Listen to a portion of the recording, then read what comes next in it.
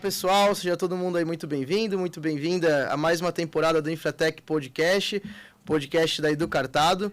Eu sou o João, sou um dos cofundadores aqui da Cartado e hoje estou com o Bruno da CAGE, da Companhia de Água de Joinville, para a gente falar um pouco aí sobre inovação no saneamento. Então, Bruno, seja muito bem-vindo, obrigado aí por ter topado conversar com a gente. E como de praxe, cara, pedir para que você se apresente, para que você se apresente aí pro pessoal. Se quiser aproveitar também e explicar quem que é a CAGE, o que é a Companhia de Água de Joinville, o que vocês fazem. E também trazer um pouco qual que é o seu papel aí na CAGE. Legal. Obrigado primeiro, João, pela oportunidade de estar aqui conversando com vocês. Me chamo Bruno, sou engenheiro sanitarista, estou na companhia, na CAGE, que vocês falam, na Companhia Água de Joinville, vão fazer 14 anos agora em janeiro, né?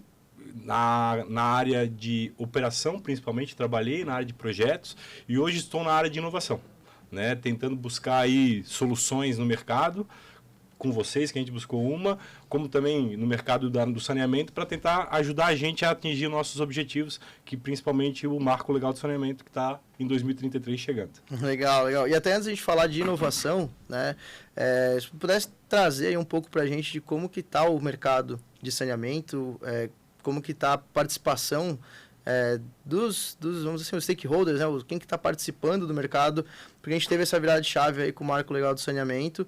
E se pudesse explicar um pouquinho o que é o Marco, o que mudou de antes para agora e quem que pode agora estar participando aí desse setor. Claro, o Marco Legal trouxe aí uma série de metas para as concessionárias e operadoras de saneamento poderem atingir até 2033, né?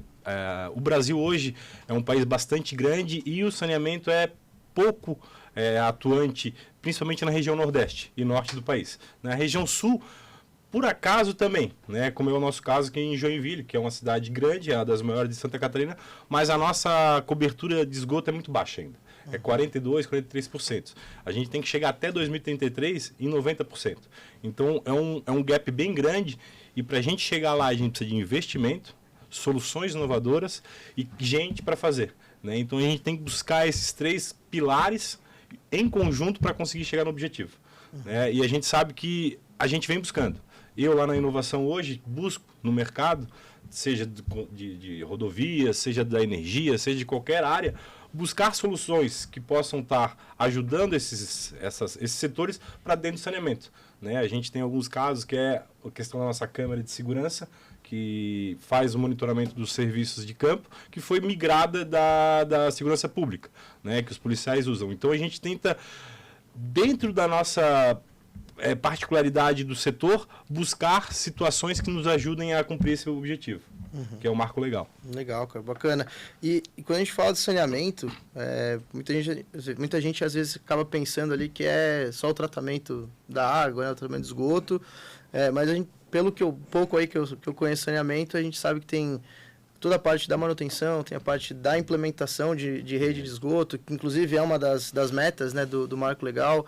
Tem a parte da distribuição em si, né? Toda a operação da distribuição da água e o recebimento da água e até o tratamento, né? Exato. Conseguiria trazer um pouco aí, explicar para o pessoal o que é o tratamento, o que é a distribuição, o que é a manutenção, o que é a implantação, até que vocês estão fazendo bastante obra de implantação de rede, né?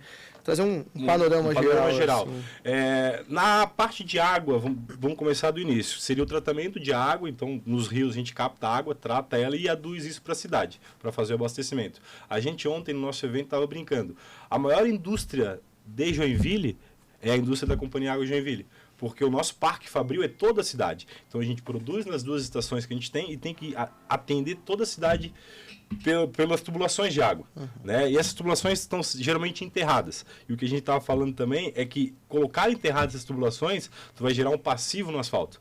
Que a gente fala que o nosso gargalo hoje no saneamento não é nem implantar a rede, e sim o passivo que a gente tem deixado nas vias da cidade, né? Porque a gente sai abrindo ruas para poder implantar tubo.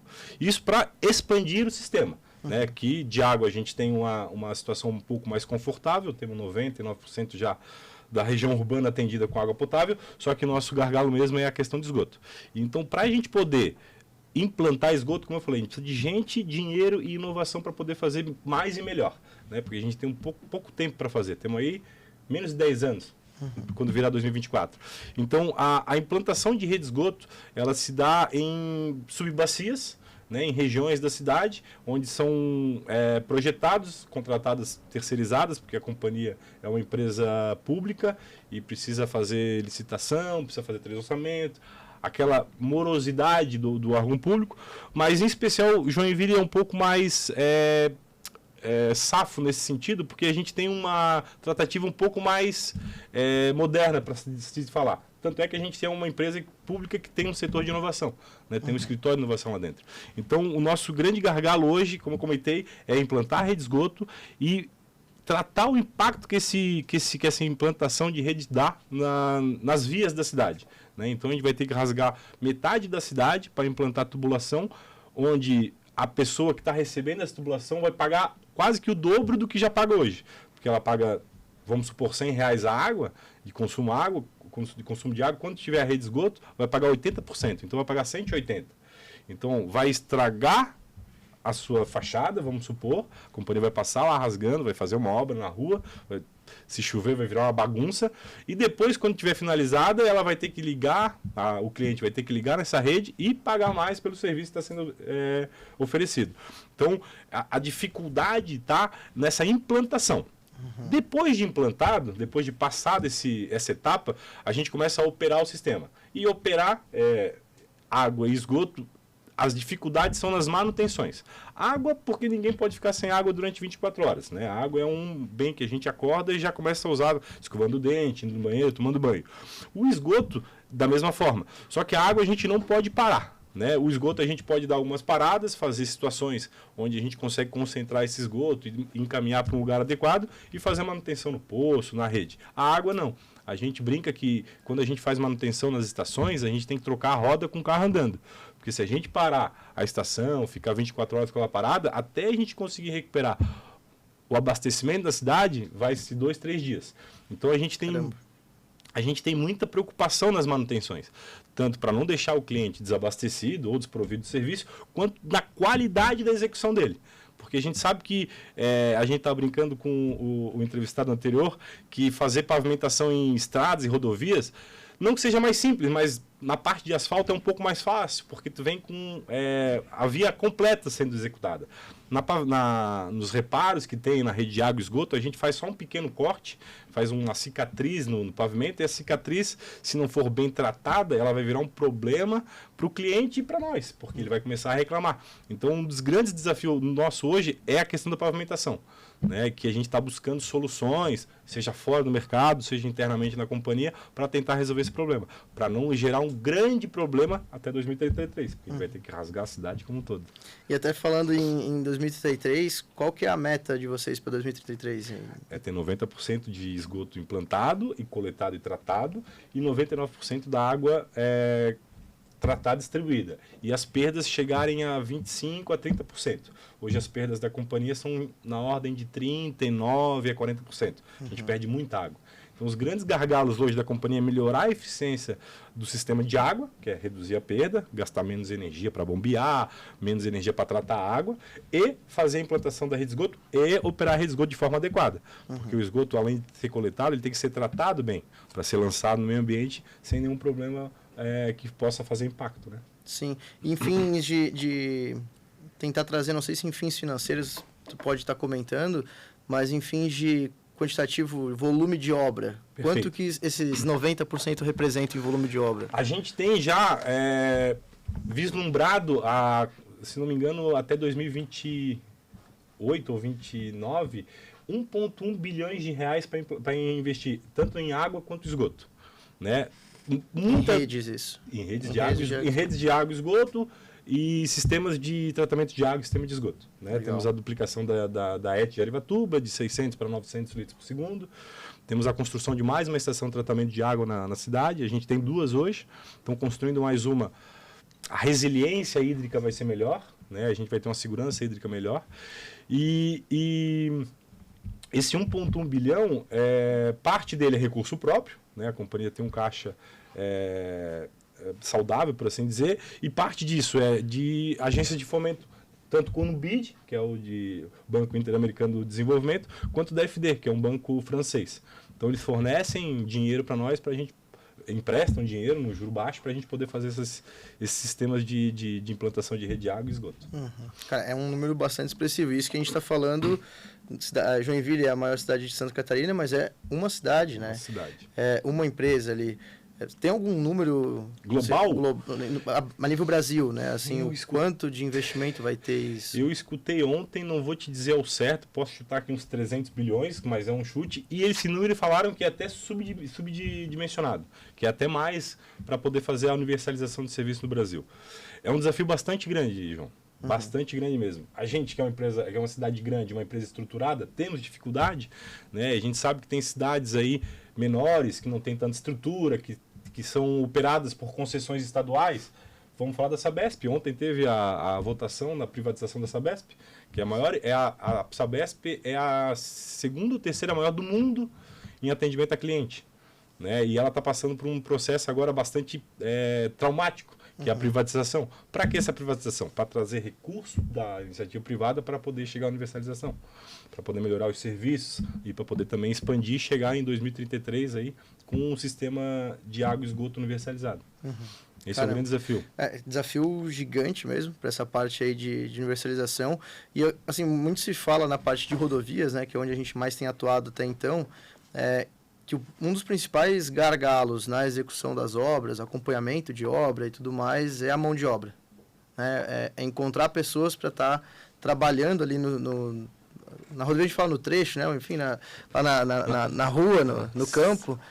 Isso é uma realidade também para a parte de saneamento. Vocês encontram bastante dificuldade em contratação também de prestadoras de serviços qualificadas. Como que está essa questão aí para o saneamento? A gente, na companhia, já até está treinando a mão de obra para os futuros terceirizados poderem contratar. A gente tem cursos de encanador, cursos de vários serviços para poder gerar a mão de obra na cidade, para com que as empreiteiras que a gente contrata, porque a maioria é terceirizada, possa buscar em Joinville mão de obra capacitada. Mas da mesma forma que as rodovias, a gente tem o mesmo problema. As pessoas, porque tem que trabalhar no trecho, tem que parar no sol, na chuva, e hoje é muito cômodo trabalhar de home office, muito cômodo trabalhar com o celular na mão e pessoas do trecho, vamos dizer assim. É muito pouco provável que faça isso, né? Tem que estar lá no sol, em emergência, de madrugada. Então, a gente, para driblar esse problema, a gente capacita a mão de obra. Então, a gente tem treinamento com a empresa da cidade, que é a Tigre, que faz tubos e conexões, uma parceria para treinar encanadores, para poder gerar mão de obra para essas terceirizadas que vão contratar. Legal. Tem uma boa dica para quem está nos assistindo de rodovia. Exato. Começar capacitar a mão de obra. O próprio terceiro, né? Exato. Para a concessionária de rodovia pode estar começando a gerar cursos para capacitação de terceiros para avançar nesse sentido. E é bom que a gente já treina do nosso jeito, por assim dizer, né? A gente já faz do jeito que a gente quer, o padrão CAGE que a gente fala. Então a gente treina a mão de obra para o padrão CAGE, para quando fizer o serviço sair adequado conforme a nossa determinação. E Bruno, a CAGE, ela pode-se dizer que ela é uma concessão de saneamento? Existe esse termo ou é uma empresa mesmo que está ali durante... É uma concessão. Como é que funciona o contrato de concessões de saneamento? Antes tinha contrato de programa. Hoje não, hoje tem que ser performado. Então hoje tem indicadores, deve ser com o novo marco, tem que se criar indicadores. E os municípios que têm aí o poder ou de outorgar essa concessão ou de executar, tem que controlar isso. Né? Não executando a contento, que deve ser o mesmo caso das rodovias, se quebra o contrato e se chama outra. Né? Então, da mesma forma, a companhia, até pouco tempo atrás, era uma empresa mista. Era 99,8% da prefeitura e os 0,2% era de alguns empresários da cidade. E, há um tempo atrás, a prefeitura foi lá e comprou desses acionistas essa pequena parte, e hoje ela é 100% pública. É uma empresa da Prefeitura Municipal de Joinville. Mas mesmo assim é um modelo de concessão? Mesmo assim é um modelo de concessão. A gente tem metas para se nortear, e se chegar lá no final do contrato, não tiver as metas, a gente pode ser substituído. Pode ser substituído. Hoje, várias empresas privadas que iam até participar conosco, a Iguá, a Águas do Brasil, a IGEA, são empresas que são especializadas em operar sistemas, né, em implantar sistemas, onde a prefeitura, o município, o estado abrem a licitação e elas vêm concorrer da mesma forma que todas as empresas privadas. abriu-se também um leque das públicas, como a Sabesp, a Sanepar, também poderem atuar em outros lugares. Né? Hoje a companhia Águas de Joinville, pela sua lei de criação, ela fica limitada aos limites de Joinville. Mas a gente está querendo buscar também para poder ampliar e poder prestar serviços em Araquari. É isso, eu ia perguntar, se existe esse olhar de vocês, porque o Marco Legal, ele não é que ele libera, mas ele permite que vocês atuem em outros municípios também, né? Exato. E como que está essa visão? A gente precisa mudar a nossa lei, né? A lei de criação da companhia, onde pode estabelecer onde que a companhia possa prestar serviços em outros municípios.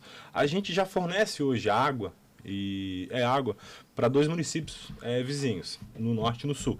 Só que a gente quer entrar nesse município para prestar um serviço, para fazer a operação do sistema de água dentro deles, não só fornecer água tratada, mas poder fazer um serviço bom. A gente sabe que tem capacidade, corpo técnico para isso. Então a gente quer, com essa mudança da lei, começar a ampliar o rol de serviços prestados. Né? Hoje a gente presta serviço só de tratamento e abastecimento de água e coleta e tratamento de esgoto. Minto. Há uns 2, 3 anos atrás, a gente já conseguiu botar no nosso estatuto que a gente pode comprar e vender energia também. Né? A gente entrou também uns 2 anos atrás no mercado livre de energia. O maior custo no sistema, no nosso principalmente sistema de água, era a questão de energia elétrica. Né? Mão de obra, pessoal, energia elétrica e manutenção. Esse é o ABC dos nossos custos. Né? E aí, a partir do momento que a gente entrou no mercado livre, a gente reduziu muito esse nosso custo. Só para ter uma ideia de valores, a Itacubatão, que é a nossa principal estação, o custo médio de energia elétrica era 1.300.000 mês. A partir do momento que a gente entrou no mercado, passou para 700, Caramba. 500. É uma diferença muito grande. Quase 50% do valor. Exatamente. Absurdo mesmo. E Bruno, falando em lei, a gente tem agora a lei das startups, não fugiu o número dela agora. 182, complementar. 182, isso. Que é o marco legal das startups, né? Basicamente permite agora que as empresas públicas possam contratar de forma mais simplificada, vamos dizer assim, soluções inovadoras, né? Exato. E aí, entrando nessa parte da inovação, como que vocês têm usado essa lei complementar para poder apoiar na inovação dentro da CAGE? O mercado tem usado isso? Vocês acompanham isso no mercado? Como que está essa questão? Perfeita pergunta, João. A gente, como sendo um agente público, a gente tem que seguir as leis. Então, essa lei, que é a Complementar 182, que é o marco do legal das startups, ela trouxe para nós um horizonte bastante grande. Porque hoje, no órgão público, na lei das licitações, na 866 e na nova lei, tu é obrigado a ter 3 orçamentos do produto que tu quer para resolver um problema. E, às vezes, não é isso que tu quer. E essa nova lei trouxe uma visão diferente. Nós, como agentes públicos, a gente apresenta o problema para o mercado, e aí as empresas, startups principalmente, olham aquele problema e falam para nós, temos uma solução para esse problema. A gente ir aceitando essa proposta de solução que a gente fala, a gente pode firmar com ele uma proposta de solução inovadora, que a lei traz esse artifício, no capítulo 6. Então a gente pode firmar como a Cartado e outras empresas que já passaram pela companhia, que entraram lá dentro através de edital público, fizeram validações através de comitês. Tendo uma resposta positiva para a solução, para aquela dor que a gente pode fazer o contrato de fornecimento com essa empresa, sem passar por um processo licitatório. E isso para nós é importante, porque às vezes a gente nem sabe que existe um remédio para nossa dor. A gente tem que desenvolver um remédio, junto com uma empresa startup, uma empresa de fora. Então, como é que eu vou comprar um remédio se ele não existe? Então, eu tenho que desenvolver ele, a partir que eu estou com ele desenvolvido, eu posso criar um contrato de fornecimento para ele me fornecer esse remédio. Né? Claro, com valores limitados, o contrato de prestação de solução inovadora, que a gente chama CPSI, pode até 1.600.000 gastar. Ano? Ano. Ano por 12 meses. Por 12 meses. Prorrogáveis por mais 12. Entendi. Então, para fazer um contrato para o cara desenvolver a solução, desenvolver o remédio. A partir de 24 meses, desenvolver o remédio funcionou para aquela dor, eu posso, sem procurar no mercado, fazer um contrato de fornecimento com aquela empresa. Então, eu posso pagar até 8 milhões, né? Claro que é baseado sempre no contrato inicialmente. Então, tu pode pagar até 10 vezes o que tu pagou no contrato para poder fazer o fornecimento daquele remédio. Então, é um artifício muito importante, é o que a gente mais tem usado lá no nosso setor. Né? Na companhia, a gente faz aquisições diversas, mas muitos produtos e serviços que já existem de bancada, mas no nosso setor específico, a gente busca soluções para a nossa dor, que a gente não quer dizer qual é a solução, a gente quer que o mercado traga para nós, né? Que a gente talvez nem tenha olhando e o mercado traz. Vou citar um exemplo, a gente tem uma dor muito grande, que é a falta de fiscal nas frentes de serviço. Né? E a gente desenvolveu internamente, aí não é um contrato, mas está desenvolvendo uma solução junto com a segurança pública, que são as câmeras bodycam, para poder monitorar e apoiar o fiscal para acompanhar esse serviço. Né? Então, isso vai trazer para nós maior economia, porque tu vai ter uma decisão maior para poder ajudar aí a equipe de campo, tu vai ter uma maior transparência, porque tu está vendo e está filmando tudo. Né? A questão também do compliance, da conformidade, da segurança das equipes de campo. Então, a gente sai um pouco da lei das licitações, onde está buscando produto, e busca soluções para a dor, que a gente não sabe qual é. A gente não elenca, a gente deixa o mercado vir e prover essa solução, ou se não prover, ela provê uma ideia que, em conjunto conosco, a gente consiga desenvolver essa solução. Legal, cara. Esse da câmera, até a gente estava conversando aqui antes do episódio, né, de começar o episódio, e você comentou que não teve uma resistência do pessoal de campo com as câmeras, né? Isso é uma coisa que a gente escuta muito no setor de rodovia, em ferrovia, que a gente já conversou bastante, até em saneamento com outras empresas das quais a gente conversou, que existe uma barreira muito grande do pessoal de campo quando a gente vai falar de aumentar na cabeça deles, né? A gente vai estar aumentando o controle sobre o serviço do pessoal de campo. Isso já é uma dificuldade, achar pessoas que trabalhem no campo para poder fazer o serviço. Aí o pessoal ainda fica com uma barreira mais de quem nunca testou, eu acredito, né? Como que está sendo para vocês essa questão da adaptação do pessoal de campo com as câmeras, com aplicativos e etc. Assim? A gente achava também que ia ter essa barreira, né? Porque as pessoas iam estar sendo monitoradas durante o serviço, né? E pelo contrário, a gente viu que teve uma adesão muito grande das equipes, principalmente de campo, que fazem todo o manuseio e dos equipamentos para fazer a autofiscalização, que a gente fala. Eles colocam a câmera posicionada no campo, da maneira que a gente consiga acompanhar o serviço, alteram a posição quando precisa, isso é interessante também, porque talvez ele deixa lá a câmera jogada, não. Então a gente teve essa boa surpresa. As equipes aderiram à ideia e eles se sentiram até mais acolhidos, por assim dizer. Porque antes a gente mandava 40 equipes para campo fazer manutenção e eles ficavam o dia inteiro lá e voltavam para a base sem contato nenhum com gerente, com fiscal, com nada. Hoje não. Hoje pelo menos eles sabem que tem alguém pelo menos cuidando da segurança e dando apoio quando eles precisam e traz para nós uma realidade melhor também, porque a gente pode ver o que está dando problema nas frentes de serviço, sem ter que esperar dar problema. Então a gente consegue atuar de uma maneira mais proativa nisso aí. Então isso é importante. Então, resumindo, a experiência e o resultado que a gente está tendo está sendo muito gratificante. Então a gente está num estágio de piloto, já adequando o piloto para algumas realidades que a gente está vendo que está melhorando, está precisando, e já estamos pensando em escalar para o próximo ano para todas as equipes terem o acompanhamento remoto através de câmeras de monitoramento. Legal, cara. A gente conversa bastante com o pessoal de inovação, assim, e uma das coisas que eu acabo enxergando no setor de infraestrutura, principalmente, né, é que, assim, querendo ou não, pode botar máquina em algum momento, mas a gente vai depender do pessoal de campo para estar fazendo ali o serviço. Vocês têm algum tipo de abordagem com as equipes de execução do serviço para entender com eles quais são os gargalos deles no campo para trazer inovação também? Sim.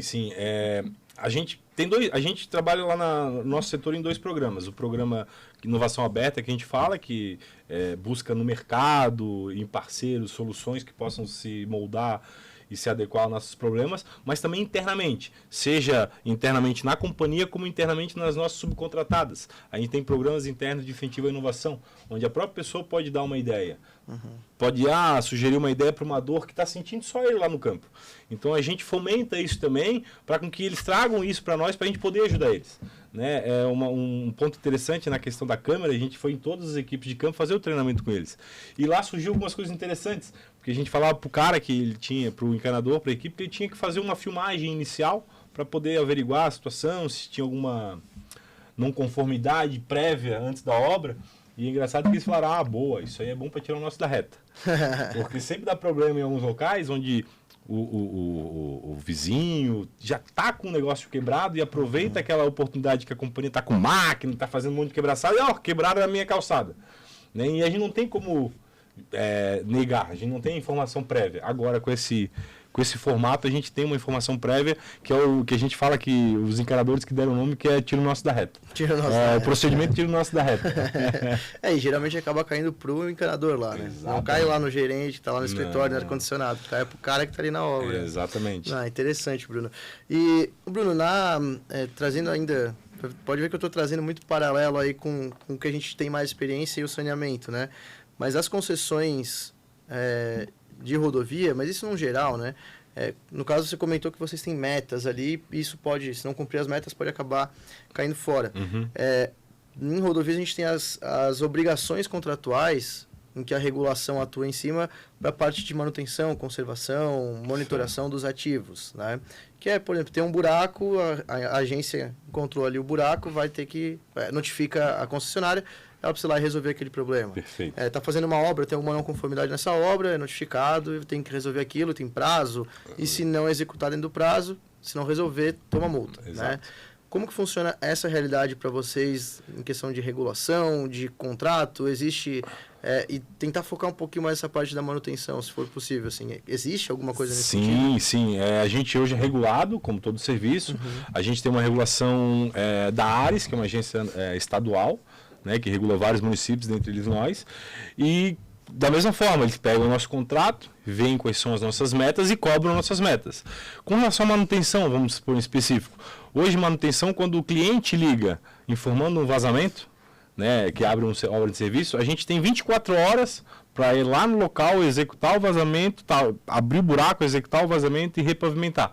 Então, tudo isso é controlado pela agência reguladora. Como a gente tem uma plataforma comercial onde faz a gestão dessas informações, ela só pega os relatórios para poder comparar se está sendo feito a contento. Então, todos eles têm prazos, né, e valores já pré-estabelecidos.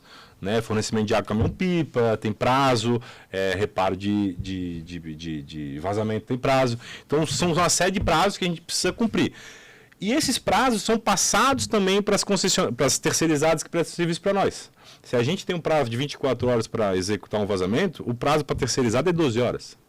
Porque se ainda der um problema, ainda tem uma gordurinha para poder trabalhar.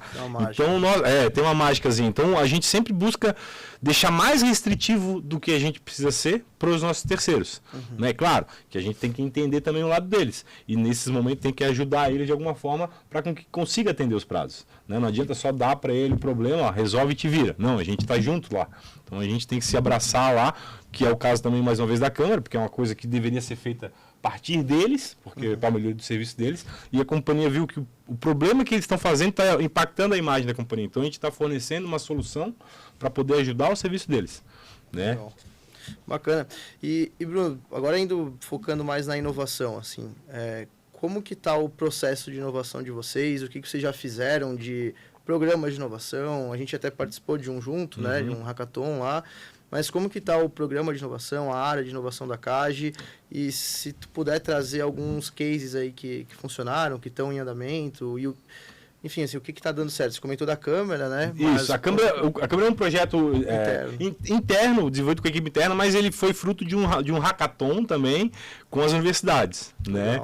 Que surgiu lá o hackathon, a gente pegou a equipe vencedora do hackathon, internalizou dentro da companhia e eles ali dentro conseguiram fazer ali uma prova de conceito do processo e estamos implementando. Tirando esse desenvolvimento interno, a gente tem vários programas. A gente tem um programa de incentivo à inovação que é com os colaboradores, que a gente fornece dinheiro para eles poderem testar soluções para resolver problemas do dia a dia deles. Mas também temos programas de parceria, né? Vamos supor empresas que tenham soluções que queiram testar conosco. Eu tenho a solução, nem pedimos opinião. Eles acharam, achei no teu site, tem esse problema, eu tenho essa solução. Quer testar? Aí a gente pode fazer uma parceria não onerosa, que a gente fala. A empresa, o parceiro entra com um equipamento ou com uma solução e a gente entra com uma parcela, ou análise, ou a equipe para poder implantar, para poder fazer uma parceria, testando a solução que ele forneceu durante um período. E essa solução sendo adequada ou atendendo a expectativa.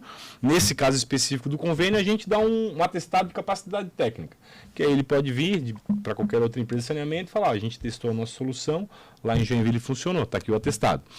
Mas também temos esse outro tipo de chamamento público, que é o Hackathon, que a gente fez, que a Cartado foi uma das contempladas com recurso, e temos também editais de chamada pública, que similar ao Hackathon, só não tem o momento do pitch. Né? O Hackathon é também um edital, só que ele tem o Pitch Day, né? E no nosso edital não, a gente viu que o Pitch Day é um dia bastante longo, né? No nosso último teve 30 empresas, a gente ficou no Pitch Day lá quase 12 horas escutando as empresas.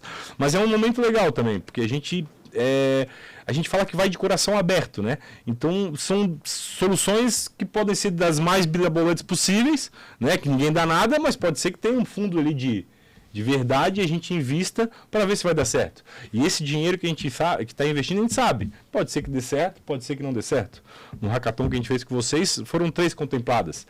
Das 3, uma não foi tão bem, mas 2, a Cartado e a Galáxia, elas estão estourando no mercado. Vocês já estouravam na parte de concessão, esperamos que em parceria com a Companhia História na parte de saneamento, e a Galáxia também. Já está intrínseca já no mercado de saneamento, fornecendo equipamentos, soluções para as concessionárias, a IGEA, Iguá, Sanepar, para poder fazer a melhoria do abastecimento da cidade, no caso específico. Então, a gente usa muito esse artifício, convênios técnicos, sem ônus financeiro, editais e hackathons para poder pagar recursos sem querer nada de volta, só para testar a solução. E temos aí também outros tipos que são contratações normais, de inegibilidade ou parcerias com o banco. O BID, o Banco Interamericano, ele tem uma parceria conosco que ele está fornecendo agora uma empresa, pagou para a empresa vir fazer testes de soluções de detecção de vazamento através de satélite. Né, que são tecnologias aí israelenses, se não me engano tem no Reino Unido também, que são únicas, que passam satélite por cima da Terra e vê se tem um vazamento debaixo da Terra. Né? Caramba. É louco. E o que a gente faz com um negócio que é louco, a gente testa. Né? Às vezes o teste é de graça, mas esse em específico era um teste caro, se não me engano, acho que é $100 mil para fazer o teste, que é passar 2 vezes por cima de Joinville, tirar 2 fotinhos, analisar tal, e entregar um resultado. Né? Mas a gente tem parceiros, isso que é importante. BID, AFD, que estão aí injetando dinheiro na companhia, eles trazem essa expertise dos países que estão. Né? O BID trouxe muitas startups de Israel para a gente conhecer, tem um benchmark bastante grande na América do Sul. Né? A gente já, se não me engano, foi para o México, foi para Costa Rica para conhecer, tudo através dessas parcerias com os bancos. Legal. E esses, não só o banco, né, mas o próprio o contrato de construção que vocês têm, ele tem algum incentivo à inovação? Porque a gente vê muito agora em algumas frentes de infraestrutura incentivo de inovação no próprio contrato já. Sim. Onde um contrato ele dá premia de alguma forma ou recompensa, não necessariamente em dinheiro, mas aumentando um pouco o prazo, faz algum reequilíbrio ali de contrato, enfim, quando é inserido a inovação. Então, estão incentivando a inovação. Existe isso no saneamento? Existe, a gente chama aqui contrato de performance. Uhum. A companhia contrata empresas onde, se ela performar bem, ela consegue ganhar mais. Né? Então, vamos supor, a gente estima a performance de 100%, se ela entregar 120%, ela ganha 120%. Uhum. Então, a gente está no segundo contrato, a Sabesp aqui de São Paulo, ela já faz isso bastante tempo, a gente pegou o benchmark com eles e está testando. Então, a gente não dá algumas diretrizes, que a gente acha que é mínima para ser atingida, e se ela fizer mais, ela ganha mais. Se ela fizer menos, ela ganha menos também. Isso também é importante falar. Né? Então, a gente conta com a inovação dela. Se tu inovar, fizer diferente e entregar melhor, tu vai receber mais. Se tu continuar fazendo o feijão com arroz e não entregar, tu vai nem receber. Então, a gente tem esses artifícios do contrato de performance, que é um plus a mais aí para a gente poder cobrar aí inovações das empresas para internalizá-la e levar em Joinville. Bacana. E a gente falou aí de alguns cases, né, que vocês tiveram na inovação, E onde que vocês estão buscando agora? Quais são os desafios que têm abertos? O que vocês estão procurando de soluções? Né? Sabe que vocês estão abertos a receber qualquer proposta de solução, mas vocês devem ter algumas elencadas ali como prioritárias para resolver aí num curto prazo. Hoje, a nossa linha principal lá no nosso escritório é achar soluções descentralizadas de tratamento de esgoto, né? Que hoje a gente tem algumas estações na cidade, mas o esgoto, a dificuldade é que tem que estar bombeando sempre esse esgoto. Enquanto bombeia para uma estação longe, tu gasta muita energia. Então, alguns locais mais vale tu colocar uma unidade de tratamento do lado, para poder ter menos bombeamento e tratar ali em loco. Só que essas unidades, a gente não conseguiu ainda achar uma que a gente possa fechar o olho, comprar e ela funcione. Então, esse é o nosso maior gargalo hoje. Tanto é que a gente vai tentar, final desse ano, se não no início do ano que vem, lançar um edital de chamada pública para fornecer R$60 mil para 3 soluções, 60 para os 3, para cada uma, para trazer as suas soluções, claro, com algumas condicionantes, para testar durante 12 meses. Para caso a gente conseguir validar, a gente conseguir fazer o contrato de fornecimento. Temos também uma dor bastante grande, que é a dor dos asfaltos, que a gente estava comentando com o anterior. Porque o problema não é nem implantar o tubo, é depois o que tu deixa para trás, né? A cicatriz. Então a gente está buscando aí internamente soluções, tem pessoas desenvolvendo soluções internas através de borracha, placa, imprimação, para ver um equilíbrio econômico também, não dá para gastar muito porque é uma coisa provisória, para tentar resolver esse tipo de dor, né? Então o que eu posso te dizer é que são 2 grandes gargalos hoje que a gente está buscando. É a questão da pavimentação, porque a maioria das reclamações para a companhia é referente a asfalto, a recomposição do pavimento, e também a questão do tratamento de esgoto, que a gente sabe que o nosso desafio é bem grande, como eu falei, a gente tem pouco esgoto implantado, e para a gente poder dar um salto nisso aí, a gente tem que buscar soluções descentralizadas, que é esse caso que a gente está lançando aí provavelmente no final desse ano e início do ano que vem. Interessante. E essa parte do asfalto, aí vocês podem pegar alguns benches aí com os nossos parceiros da rodovia, né? Que com certeza tem bastante coisa. Inclusive, a gente participou de alguns... isso faz tempo, tá, Bruno? Mas a gente participou de alguns programas em que vieram algumas soluções de asfalto... a implementação era mais rápida e focado em pequenos reparos, né? Em pequenas obras, vamos dizer assim, né? Depois a gente troca uma figurinha. Com certeza. Legal. E uma coisa que a gente sempre vê, cara, claro que não é em toda empresa, obviamente, mas a gente vê muita empresa tentando implementar a inovação na cultura dela, mas às vezes acaba caindo na famosa inovação para inglês ver, né? E, enfim, vocês já não... vocês provam que não é uma inovação para inglês ver por conta dos cases que tem e todos os testes aí que vocês vêm aprimorando, e a gente que acompanha o sistema de perto, dá para ver que está na cultura, né? Que dica que tu poderia dar para o pessoal que quer estar inovando, seja no saneamento, seja em rodovia, ferrovia, onde quer que seja? Porque quando a gente fala de infraestrutura, são grandes empresas, existe toda aquela, entre aspas, burocracia interna mesmo, para garantir compliance, para garantir o processo da forma correta, né? Toda a parte de contratação, enfim, né? Como é que tu recomenda aí para o pessoal avançar na inovação sem cair nessa armadilha da inovação por bonito? Vamos dizer assim, a gente fala que inovação tem que dar resultado. Se não der resultado, é uma invenção. Então não adianta, né? Deve ter muita invenção aí que o cara inventa para inglês ver. Fiz aqui, mas está jogado porque não se viu o real valor naquilo. Então a gente tenta buscar sempre ver onde é que está o valor daquela solução, né? A gente tem um programa interno de incentivo à inovação, onde os colaboradores trazem ideias, e a gente sempre fala, tem que trazer um resultado, tem que dar um resultado financeiro, porque senão é apenas uma invenção, né? Então a gente busca sempre olhar o valor que aquilo vai trazer para nós, não só uma mera ideia colocada em prática sem resultado. Então a gente busca ter o valor, então a gente mensura, tanto é que o nosso programa interno premia os colaboradores que deram a invenção com um percentual da economia que vai se ter do projeto. Interessante. É um incentivo, né? Claro, tudo limitado, mas se o projeto der um retorno de 200 mil ano, ele vai ganhar, a equipe ganha de 15 mil reais. Então, aí motiva as pessoas. Talvez o grande incentivo e a grande dica tenta incentivar de uma forma financeira, né? Porque pessoas sentem lisonjeadas e agradadas por tudo, mas quando bate no bolso, né, tudo se transforma mais fácil. Sim. Com certeza, com certeza. E E Bruno, uma outra dúvida aí que eu fiquei em relação agora à parte ali de obras mesmo, né? Quando a gente fala das obras, a gente comentou um pouco disso no começo, eu queria retomar um pouco esse assunto.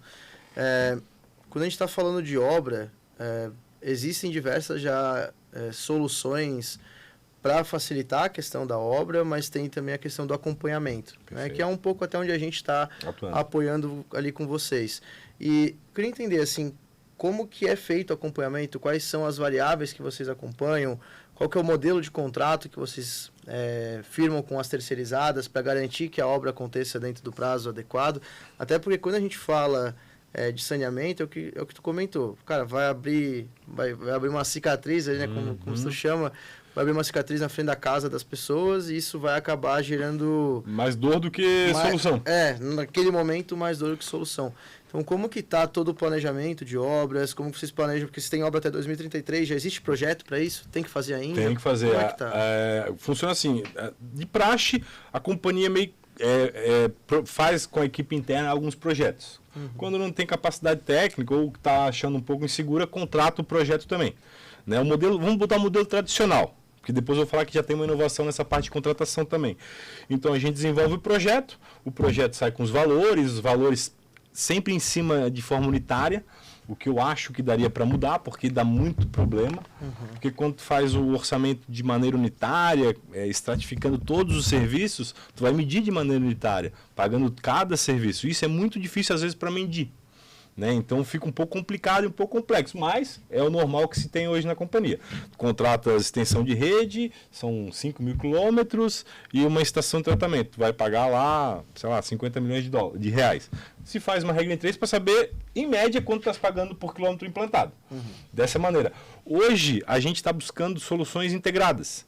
A gente dá um estudo de concepção, a gente contrata a empresa para fazer o projeto executivo, a gente valida o projeto executivo e aí eles fazem e executam o projeto. Isso é bom porque aí fica menos problemático durante a execução do problema. Porque quem fez o projeto é quem está executando a obra. Quando tu tem quem faz o projeto de um lado e quem está executando a obra de outro, sempre tem uma briga entre eles. Né? Porque um vai falar que o problema era do projeto, outro vai falar do que é o problema da execução. Quando a gente faz essas soluções integradas, essas contratações integradas, isso reduz bastante. Né? Então, esses são os contratos de extensão. Contrato de manutenção, que são também... hoje a gente tem um contrato de manutenção, um dos maiores, está 200 milhões nos próximos 2 anos. E a gente mede por serviço. Então, um vazamento é um serviço. E nesse serviço a gente fez uma média do que entrava no serviço. Então, o vazamento é 2 metros quadrados de asfalto, 10 metros cúbicos de brita, e assim por diante. E aí a gente passa pro empreiteiro tentar fazer melhor, mais barato, mas ele vai receber pelo menos valor. Então, isso que a gente tenta motivar também. Se ele gastar menos para fazer, ele vai ganhar um valor X. Se ele gastar mais, eu vou pagar o mesmo valor X. Então, a gente tenta motivar com que eles inovem nessas partes para poder fazer mais com menos. E, sendo assim, ganhando mais dinheiro. Só que ainda também é difícil. A gente tem que fazer com que eles tragam inovação, como tu comentou, né? A gente fomenta que eles tragam, né? A gente aprova as inovações que eles trazem para a gente poder validar e poder fazer com que o que a gente tinha previsto fazer em 10 dias, faça em 5 dias e mais barato. Então a gente tenta dessa forma plantar a sementinha da inovação, tanto no pessoal das empreiteiras de manutenção, quanto as empreiteiras também de implantação de sistema de água e esgoto. Interessante, realmente assim, a gente vê que a inovação não é a tecnologia, né? Pode inovar num contrato que vai ainda incentivar a inovação, então, inova num contrato que a forma de medição dele incentiva melhorias como um todo, né? Então, isso é bem interessante. E, Bruno, aqui do meu lado, acho que, cara, consegui pegar aqui todos os pontos que eu estava interessado, mas eu queria entender uma última questão, assim, ainda em inovação, a gente vê que o Brasil vai ter aí na casa de 300 bi, né, de investimento. Vamos colocar. Mas num chute preciso ali teu, né? Mas vocês estão com foco em melhorias ali, buscando soluções para a parte do tratamento e para a parte de pavimento, né, da pavimentação. O mercado ele vai ter desafios ainda aí ao longo desses próximos 10 anos bastante interessantes, acho que é o mínimo que eu posso trazer. existe algum fórum entre as empresas de saneamento? Existe alguma comunidade, alguma associação? E se existe, vocês debatem onde que estão os principais gargalos? Existe uma busca conjunta por soluções ou isso entra mais na concorrência mesmo e cada um por si ali? Existe hoje uma concorrência, né? Tem um ranking que sai anualmente, que é o Ranking Trata Brasil, que tem aquele filmezinho, né? Por que ele está mais na frente que nós e assim por diante. Mas, de maneira geral, todas as concessionárias e operadoras de sistemas se auxiliam, né? Trocam informação, seja por fóruns que são a Associação Brasileira de Engenharia Sanitária, ela traz muito disso, ela faz fóruns de perdas de eficiência energética, faz fóruns sobre resíduos sólidos, sobre abastecimento de água. Então tem os fóruns nacionais. E tem também, lá em Joinville, em Santa Catarina, tem os WhatsApp de sistema de esgoto, sistema de água, onde trocam informações, várias pessoas de várias concessionárias que tem uma dúvida, o cara lá do oeste sabe uma solução que apresenta para nós. Então, essa interação é bastante interessante. O mercado se ajuda, é competitivo, gosta de ficar na frente, mas se ajuda. Não é que nem uma prova que tu esconde para o cara não poder vir de concurso, né? Mas é um mercado aí que eu gosto de trabalhar por isso, porque todos se ajudam para o bem do saneamento. Acho que o foco principal é que o meio ambiente saia ganhando, né, de uma maneira mais otimizada, por assim dizer, gastando menos e fazendo com mais, e dando mais resultado. E onde que estão os principais focos de buscas de solução, assim, que você tem ouvido? Em Santa Catarina em específico é a questão do saneamento, é a questão do esgoto sanitário, que hoje Santa Catarina tem bastante problema nessa questão. Perdas também é um grande problema, mas perdas em algumas cidades não se dá muita bola porque vamos dizer que é tão barato hoje que está perdendo, as pessoas não têm tanta noção ainda. Vamos supor, países como Israel, onde 90% da água do esgoto é reaproveitado, tem uma percepção muito diferente da água do que nós brasileiros, onde tem uma abundância muito grande. Né? Joinville, a gente fala que é choveville, né? Chove todo dia. Então o pessoal tem a percepção, a água é muito fácil.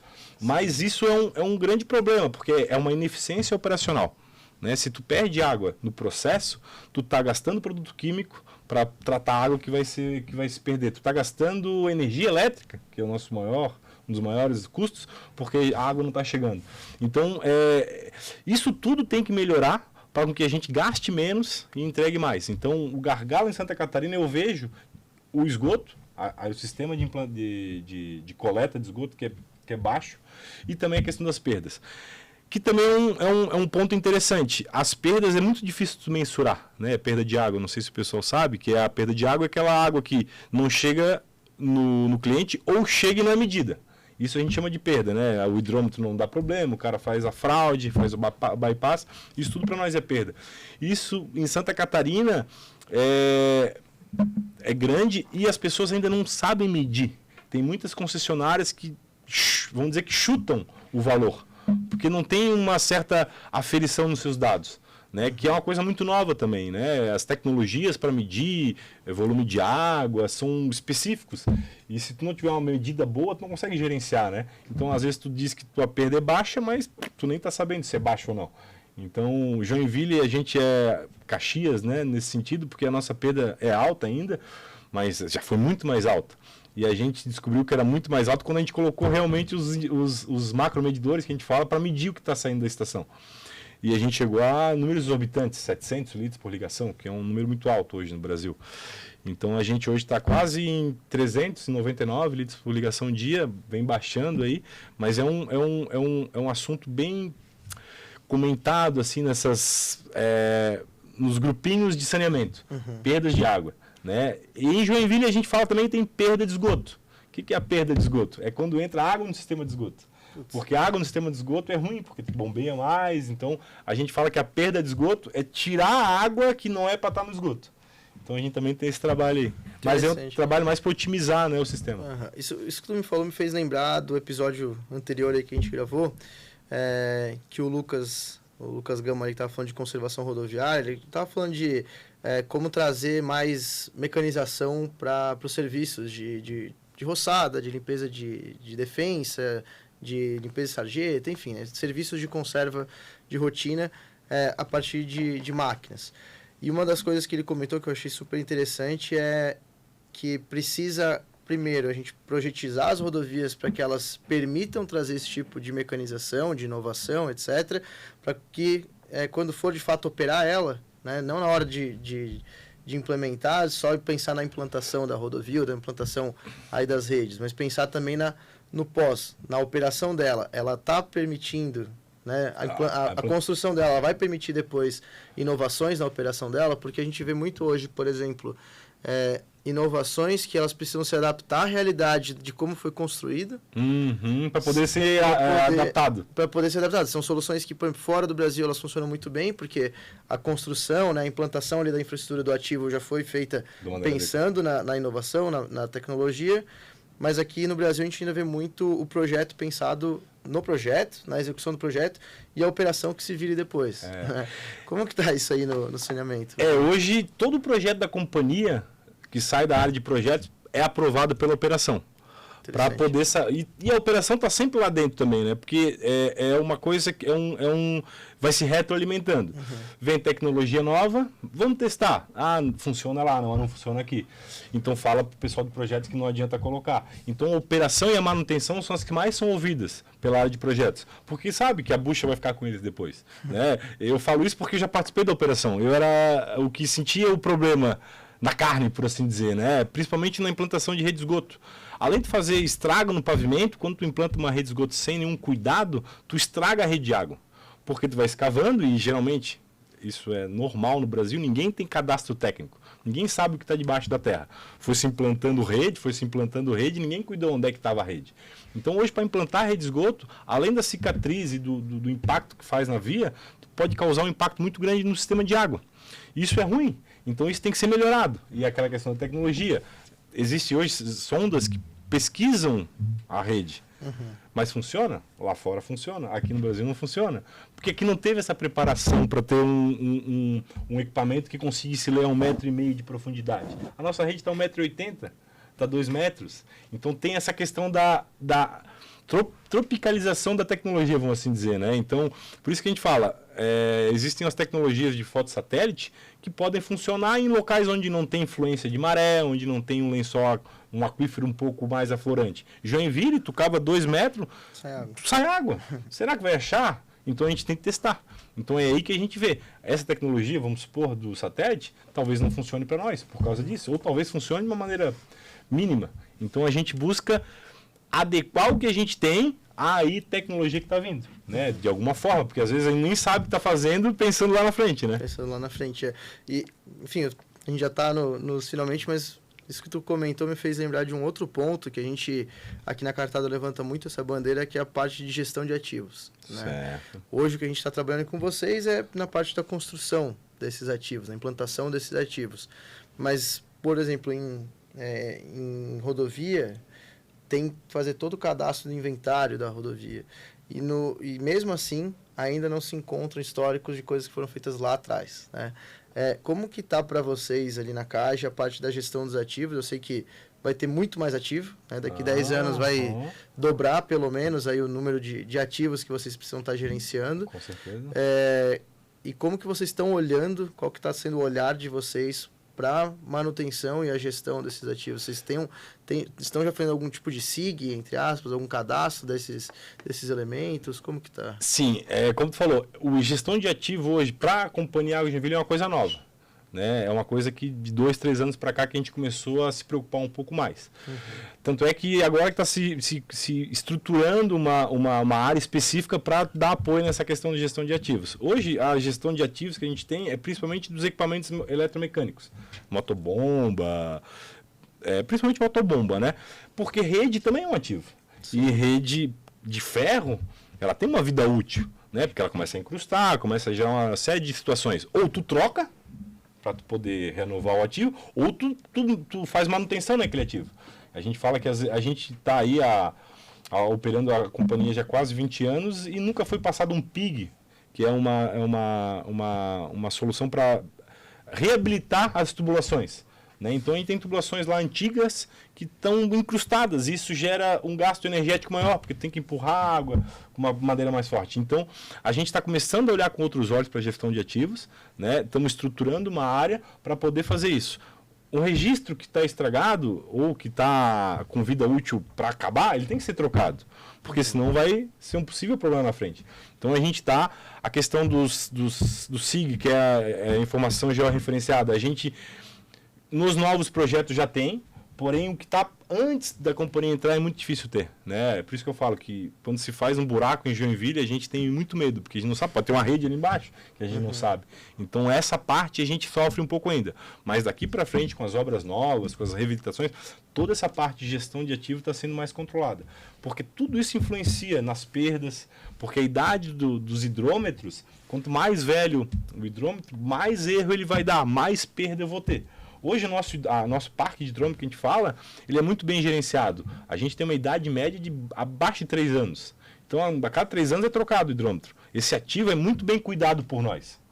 Engraçado que o nosso presidente voltou de Israel esses dias e ele falou que o hidrômetro lá é jogado. Esse ativo deles, eles não dão tanta importância. Não é que não dão tanta importância, eles têm um controle diferente de nós. Para nós, um ativo novo é um ativo bonito, que funciona, quer dizer, um ativo novo, bonito. Para eles, talvez não. Para eles, ele tem que funcionar. Não precisa estar bonito ou feio. Estando funcionando, medindo certo, é um ativo que está funcionando. Então, para nós, hoje, na questão do hidrômetro, a gente tem uma gestão muito boa desse ativo. Agora, a gente está migrando para a parte das redes, dos registros, válvulas e assim por diante, para poder melhorar ainda mais. Legal. Poxa, bacana, né, Bruno? Show. Cara, chegamos aí no fim do tempo aqui pra gente conversar, mas eu queria te agradecer mesmo, tá? Foi um bate-papo aí bastante interessante. Eu conheci agora, conhecendo um pouco mais, né, mas conhecia muito pouco da área de saneamento. E muito interessante ter ouvido isso. Eu vejo muita similaridade com o que a gente tem atuado em outros segmentos, né? Claro, com as suas peculiaridades Sim. ali, as suas questões mais específicas, mas o que eu mais consegui entender é que tem muita coisa para avançar, porque vai ter obra pra caramba, investimento pra caramba, né? E vai precisar de profissional qualificado. Acho que isso é um ponto aí que todo mundo fala. Sim. Novas tecnologias e um olhar melhor aí para inovação, né? Então, Bruno, obrigado mesmo, tá? Pessoal aí que nos assistiu, obrigado por ter assistido. Bruno, a gente costuma, para encerrar, se quiser deixar alguma mensagem pro pessoal, mas também deixar algum canal de contato, pode ser um LinkedIn, alguma coisa assim que o pessoal possa estar te procurando caso... Legal. Eu oriento a sempre procurar o site da companhia, www.aguasjoinville.com.br. Se alguém tiver uma solução para uma dor nossa, pode cadastrar lá, que a gente vai olhar com bons olhos e, se for o caso, a gente vai poder testar lá na companhia. E uma coisa que eu sempre falo é assim, ó, a gente tem que cuidar do que a gente tem hoje para as futuras gerações. Se a gente não cuidar da água, se a gente não fizer um bom tratamento, uma boa relação, provavelmente os filhos, nossos netos, não vão ter essa abundância que a gente tem hoje no Brasil. Hoje o Brasil é um país rico em recursos naturais. A gente tem que manter isso conosco, né? E não só conosco, preservar para que as futuras gerações tenham essa natureza que a gente tem hoje. Então, eu acho que o recado é esse. A gente tem que ter uma percepção muito boa do que a gente tem hoje e cuidar do que tem, porque lá na frente pode ser que falte e aí a situação possa ser um pouco mais complicada. Show com certeza. Bruno, brigadão. Valeu pelo papo. Pessoal que nos assistiu, para nos procurar aí nas redes, no LinkedIn é Cartado Tecnologia, no Instagram é cartado.com.br. E não deixem de deixar uma curtida aí no vídeo, compartilhem com quem vocês acham aí que faz sentido estar ouvindo, quem está interessado por saneamento, ou quem está no saneamento e quer entender melhor sobre inovação aí no setor. E deixem também se inscrevam aí no nosso canal, porque ajuda aí a disseminar mais o conhecimento. Então é isso, pessoal. Obrigado, um abraço. Bruno, valeu. Tchau, gente.